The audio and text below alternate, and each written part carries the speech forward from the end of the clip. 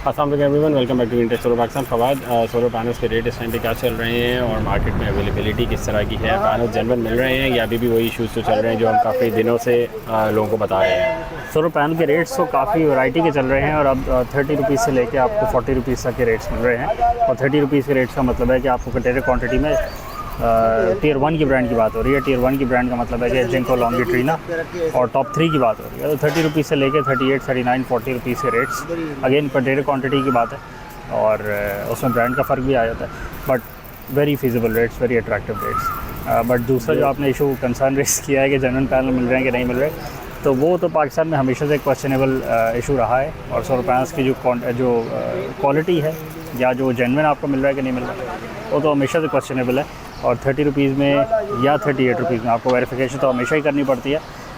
But एक और कहानी भी हुई है, एक और सिचुएशन भी आ रही है कि जो इंटरनेशनल मैन्युफैक्चरर्स आपके इंटरनेशनल हैं, चाइना में बैठे हुए हैं, उनका पाकिस्तान में कोई मैकेनिज़्म नहीं है, ना ही कोई वो केयर करते हैं कि पाकिस्तान में सोलर पैनल्स बिक रहे हैं। अब उन्होंने 2 चैनल्स खोले हुए हैं, एक अपने थ्रू खोला हुआ है और एक ओपन एलसीज़ हैं और ओपन मार्केट में कोई भी इंपोर्ट कर सकता है अपने एंड पे। तो जो लोकल चैनल खोला हुआ है, और लोकल चैनल को बोलते हैं कि लोकल चैनल के थ्रू ही जो मंगवाएगा हम उसी की वारंटी देंगे और उसके अलावा किसी की वारंटी नहीं देंगे। और जो इंटरनेशनली कोई भी मंगवा रहा है उसकी वारंटी उन्होंने रिजेक्ट कर दिया कि हमारी तरफ से कोई वारंटी नहीं होगी। अब उसमें भी दोनों तरह के पैनल है, उसमें कोई जेन्युइन पैनल भी हो सकता है और उसमें नॉन जेन्युइन भी हो सकता है। अब हमें तो नहीं पता कि जेन्युइन पैनल उसमें है कि नहीं है, क्योंकि जो उसकी रिपोर्ट्स हैं, जो उसकी वेरिफिकेशन रिपोर्ट्स हैं और जो उसकी SGS की रिपोर्ट्स हैं, जो बाकी टेस्टिंग रिपोर्ट्स हैं, वो क्वेश्चनेबल हैं, उस पर भी डाउट्स आ रहे हैं, वो वेरीफाई भी नहीं हो पा रही, वेरीफाई हो रही हैं तो उसके अंदर का डेटा मॉडिफाइड है और या फिर वो फोर्ज्ड हैं। तो इस तरह के मसले भी हैं। तो इन सारी कहानी के at the end of the day जो कहानी निकल रही है आखिर में, वो ये है कि जो भी सोलर पैनल आप ले रहे हैं और बेशक लोकल चैनल के थ्रू ले रहे हो या आप जो आपका दूसरा चैनल है, जिसका मतलब है कि आप इंटरनेशनली किसी ने मंगवाया हुआ है, अपने एंड टू इम्पोर्ट किया हुआ है, वो सारे के सारे ही आपको वेरीफाई करने पड़ते हैं। और आपको सारे वेरीफाई इसलिए करने पड़ रहे हैं क्योंकि सब में ही मिक्सिंग हुई भी है, किसी में कोई जेन्युइन है और कोई जेन्युइन नहीं है और किसी में कोई और मसला है। जो मैन्युफैक्चरर है उसको कोई गर्ज नहीं पड़ रही, उसने इस मुल्क में ऑफिस भी खोला हुआ है, बट वो ऑफिस खोलने के बावजूद उसका इस बात से कोई गर्ज नहीं है कि सोलर पैनल्स कौन से वाले जेन्युइन है, कौन से वाले नॉन जेन्युइन है, वारंटी का इशू क्या है, वारंटी का क्लेम प्रोसीजर क्या है, किसकी वारंटी देनी है, किसकी वारंटी नहीं देनी, और प्राइसिंग में क्या फ़र्क आएगा। जो इंटरनेशनली मंगवा रहा है वो किस प्राइस पे उसको मिलेगा, जो लोकली इनके कंपनी के लोकल ऑफिस के थ्रू मंगवा रहा है उसको क्या रेट मिलेगा, रेटों में फ़र्क आएगा कि नहीं आएगा। उसकी वजह से आप बेशक बोल दें इंटरनेशनल वाले की वारंटी नहीं है, लोकल वाले की वारंटी है, बट उसमें प्राइसिंग का फ़र्क भी आ रहा है, प्लस रिपोर्ट सारी आपको पता है वेरीफाई कुछ हो रही है, कुछ नहीं हो रही। अच्छा, सोलर सिस्टम में एक बहुत बड़ा हाथ जो है वो इन्वर्टर्स का भी होता है। इन्वर्टर्स के बारे में बताएं कि उनकी प्राइसेस कोई फ्लक्चुएट कर रही हैं, उनमें किस तरह की क्वालिटी आ रही है और कौन से लगवाने चाहिए?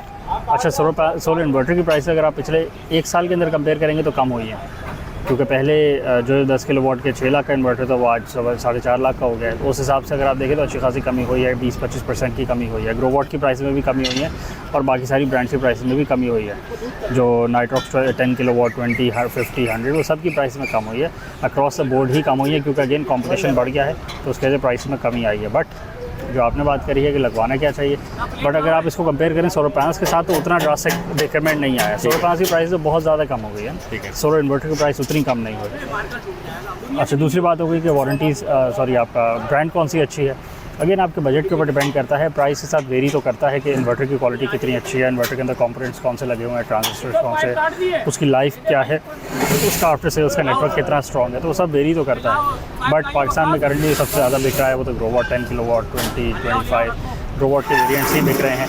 उसकी वजह यही है कि प्राइस बहुत कम्पेटिटिव है उसकी और प्राइस बहुत अट्रैक्टिव है कस्टमर के लिए। अच्छा, उससे बहुत सारी प्राइस कॉन्शियस बहुत ज़्यादा है, ओवर क्वालिटी से ज़्यादा वो प्राइस की तरफ चली जाती है। बिल्कुल हाइपर कॉन्शियस मार्केट है ये, हाइपर प्राइस कॉन्शियस मार्केट है कि जिसमें प्राइस ही मैटर करती है और बाकी सारी चीज़ें बेंच पे चली जाती है। ऐसे में देखें एज अ मैन्युफैक्चरर कभी कभार चीज़ अच्छी भी मिल जाती है आपको और कभी कभार कम क्वालिटी वाली भी मिल जाती है। बिल्कुल, दोनों ही चीज़ें होती हैं साथ में। बिल्कुल, दोनों ही चीज़ें।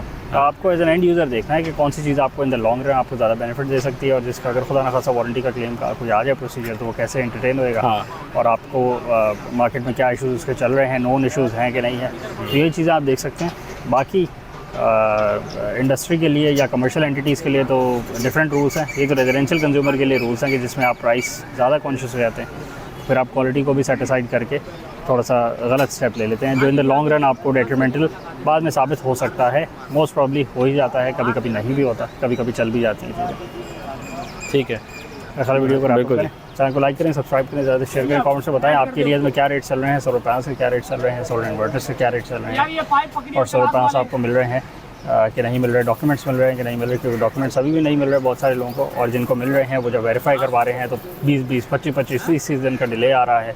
डिलेस के साथ साथ डॉक्यूमेंट्स वेरिफिकेशन का जो प्रोसेस है वो भी थोड़ा सा डाउटफुल है। इसको आने वाली वीडियोस में डिस्कस करेंगे कि जो वेरीफाई हो रही हैं, जो वेरिफिकेशंस हो रही हैं वो किस पैरामीटर्स की बेसिस पे हो रही हैं, तो उसको भी डिस्कस करेंगे। और जो प्राइस डिफरेंस रह गया जेन्युइन और नॉन डॉक्यूमेंटेड पैनल में, वो भी बहुत थोड़ा सा है। वो तो एक दो बहुत रुपये के easy फर्क हो से गया। आपको पता ही नहीं चलता कि मैं क्या खरीद लिया मैंने। देखिए, नॉन डॉक्यूमेंटेड पैनल बेचना भी तो एक आर्ट है ना।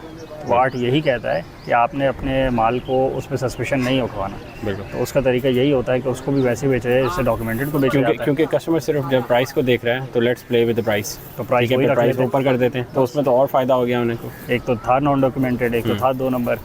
हो सकता है वो पैनल ही ना हो जो उस पर स्टिकर लगा हुआ हो, तो फिर आपने जब प्राइस मैच कर दी तो कस्टमर के पास जो एक ही मेथड था कि प्राइस चेक करती है, तो प्राइस मैच हो गई, कस्टमर को पता ही नहीं लगेगा। यही हो रहा है मार्केट में, कोई अनहोनी बात नहीं हो रही, मार्केट में हो यही रहा है।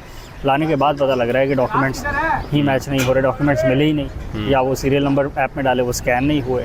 वो तो एक पूरी कहानी है। मतलब जिसके सीरियल नंबर स्कैन नहीं हुए तो उसको तो फिर सैल्यूट है उस बेचारे को कि उसको तो वो पैनल मिल गए जो कॉपी भी सही से नहीं बनाई जिसकी, क्योंकि उस पर जो सीरियल नंबर लगे, उस पर जो सीरियल नंबर लिखे गए थे वो वाले छाप के लिखे गए कि जो जिनको भी डेटाबेस में ही नहीं थे। तो फिर सस्ती कॉपी हो गई ना। ज़रा मेहनत वाली कॉपी तो हो ना कि बंदे को हो यार चल इसने मेहनत तो करी मुझे बेवकूफ़ बनाने में। तो यहाँ तो इस लेवल के स्कैम्स चल रहे हैं। अरे बस आज के लिए थैंक यू।